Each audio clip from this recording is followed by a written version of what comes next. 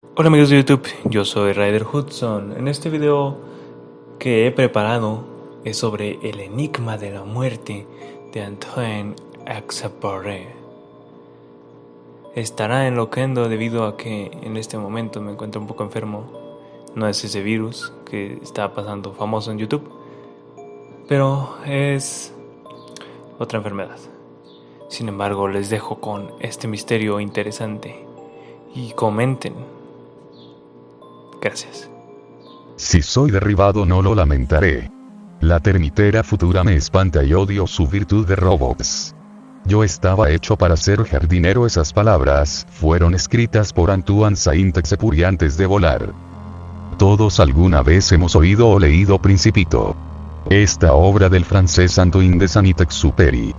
Pero pocos conocen al autor más allá del texto que creo. En este video hablaremos de cómo murió y el misterio que envolvió su desaparición durante muchos años. Para los que no sabían les cuento, el autor no solo escribía libros, sino que era un aviador de guerra. En julio de 1944 piloteó, pero no se volvería a saber de él. Al no regresar, se intuyó que había caído, pero nadie sabía cómo ni dónde. No se supo nada del escrito hasta 1998, cuando un pescado encontró a media milla náutica, es decir 927 metros, al este de la isla de Riou, una pulsera con el nombre del autor, su esposa y editores. Todo indicaba que el avión se debía estar estrellado por ese lugar. Pero el gobierno francés sospechó que no podía ser factible eso, pues era un lugar muy lejano a la ruta que tenía establecida, por lo que se sospechaba que el autor se había suicidado. Sin embargo, Luc Vandrel sí creía que el avión fue estrellado en aquel lugar. El hombre era un buzo francés y respondería al enigma de la desaparición de Exupéry años después. Su búsqueda tomó frutos el 23 de mayo del 2000. Encontró los restos de un avión P-38 Lightning. Así es, el mismo que había volado el escritor francés en su última misión. Los restos fueron recuperados hasta el 23 de mayo del año 2000. El buzo dijo lo siguiente: no encontramos restos humanos, pero mientras estaba en la parte trasera del avión, que estaba bastante bien conservada, pude ver una tela blanca. La agarré, y la puse alrededor de mi cuello como una bufanda.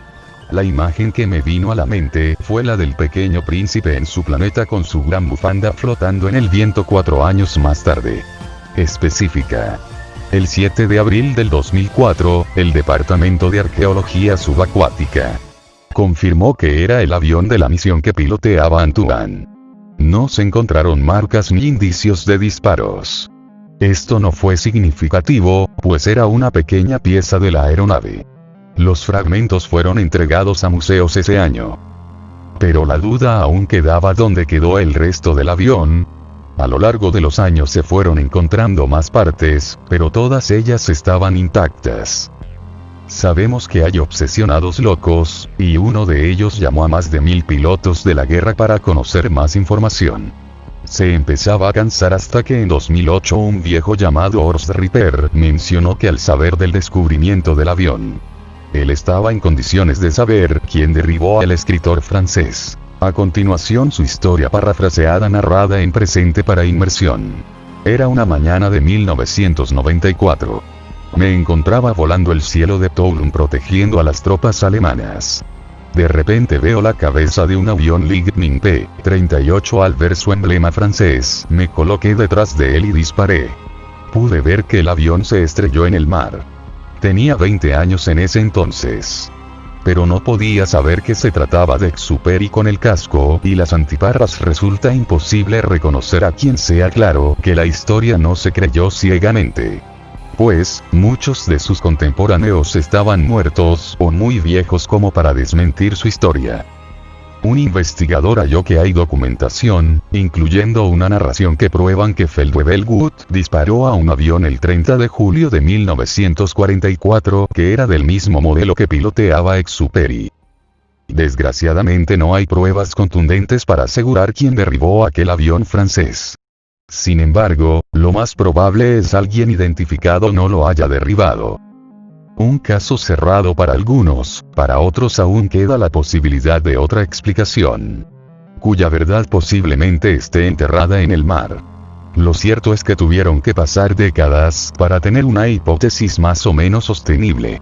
Es decir, piénsalo, en 1944 murió y encontraron su pulsera hasta 1998. Sin duda, un caso de lo más curioso y extraño que tiene el mundo. Al menos el autor sigue vivo en su obra y podremos conocer su personalidad al leerlo. Disfruten su día y la vida. Hasta pronto.